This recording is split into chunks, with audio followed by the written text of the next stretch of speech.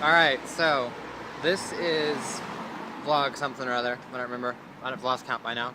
But I am in Paris right now, walking through the streets. I'm trying to find the metro just so I can figure out where I need to get to when I go to all my places, because you can't get around anywhere here without the metro. It is impossible. But I got here around 12 because I had to take a shuttle from the airport because it's like an hour north of where Paris actually is, where I landed. And then after that, it took about till 11:30 to get here, and I waited forever before I got on the metro. This guy, it was really funny. He saw I met these guys on the train, right?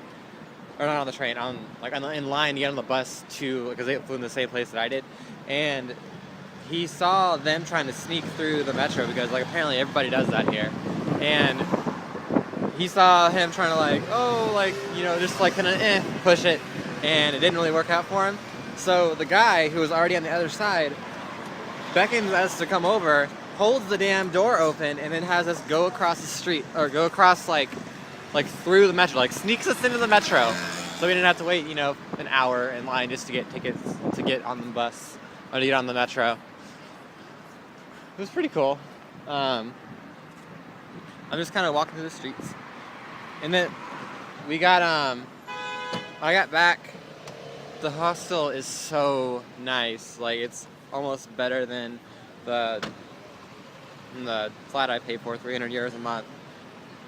Just kind of sad, but it's really nice. The shower is just the right temperature, and then there's right next to this really nice little bakery. It's got all kinds of French food.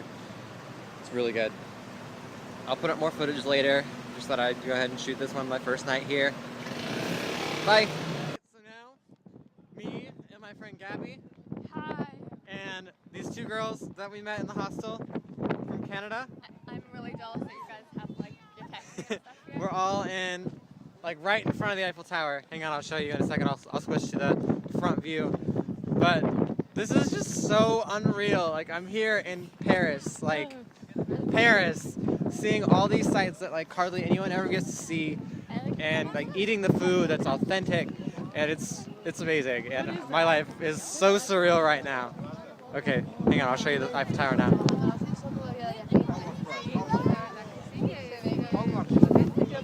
This is what it looks like, all lit up and everything. If I can get one where it's all sparkly, they only do it every 5 minutes of the hour. I'll see if I can get that done.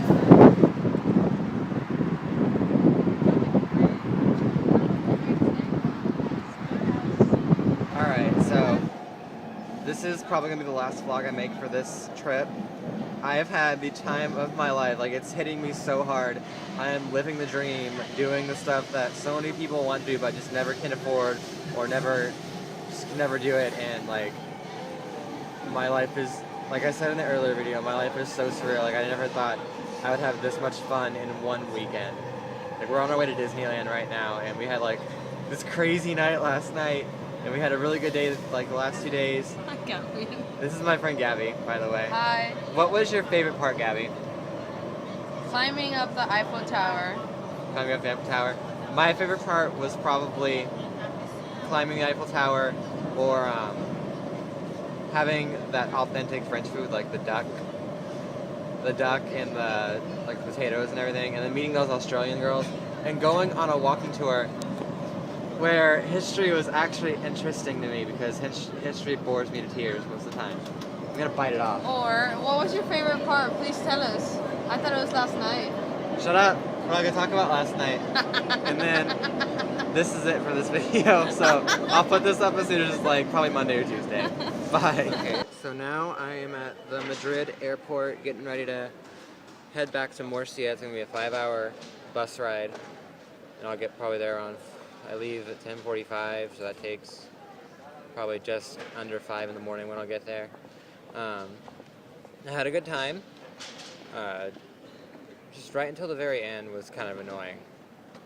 I bought my ticket to go from the bus shuttle from the actual city of Paris to my airport, which is about an hour and 15 minutes north. It's called I can't pronounce it. It starts with B, like Bivu or something like that. And when I bought the ticket, I did it because I figured I could print out the receipt or the ticket or whatever they spat at me, and not have to wait in line at the bus station and have to worry about missing my bus and getting to the airport on time and all that jazz.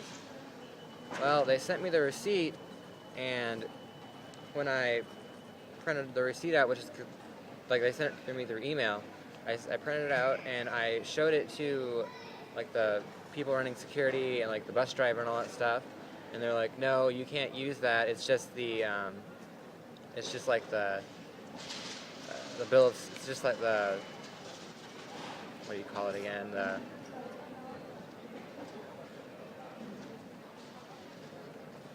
it's just like the receipt. Like you have to have an actual ticket. I forget what they called it exactly. But they said that I needed an actual ticket. And I said, okay, well, what should I do about that? Like, obviously, you can see that I bought a ticket. So what can I do as far as getting on the bus with this ticket? And they're like, well, you can't.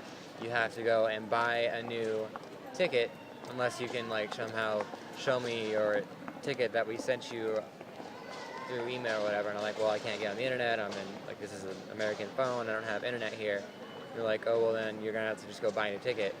So I went and talked to the tourism office, like, with the bus information, just to see, like, what I could do about it. Because, I mean, if I've got the receipt, surely I could just maybe have him print out a new ticket for me or something. And the guy was even less helpful. Like, I went and showed him it, and he said pretty much the same thing as them, except he was even ruder about it. He said, look, if you don't want to buy a new ticket, then you don't go to the airport. It's not my problem.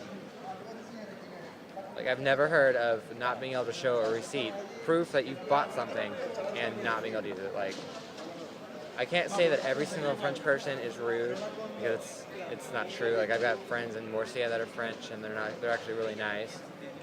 But the ones that I met in Paris are rude as hell, like, especially to Americans.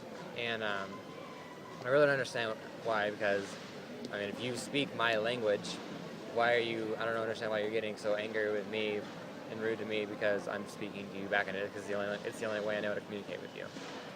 But, I mean, anyway, I got back to my airport on time and everything, and I'm just wrapping up this last vlog.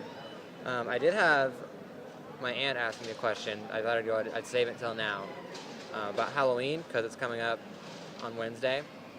Whether they celebrate it or not, what they do, how's it different from the U.S. They do and they don't. People do dress up and decorate their house and all that stuff, but it's not very common to see little kids going around with their parents or by themselves and going door to door to, like, ask for candy. Like, that doesn't actually happen. You can go to, like, a bar or something, to, like, a Halloween party or something and dress up, but even then, that's still kind of uncommon. And then the following day, the 1st of November, is called, I forget the exact name of the holiday, but it's like, it's called Dia de Todos Santos, something like that, like All Saints Day. And it's kind of like Dia de los Muertos that Mexico celebrates, but it's not as, like, it's not really sad like it is in Mexico. But, they go to the graveyard and they visit their dead, and it's not like they're, like, bursting with tears over it. I think it's more like a celebration of their life rather than, like, reminiscing on how sad it is that they're gone. So that is that. I'm going to be leaving here in about half an hour, a little less, and then I will cut this together with all the other clips I took, and I will put it on YouTube just as soon as I have a chance to. See you guys later. Bye.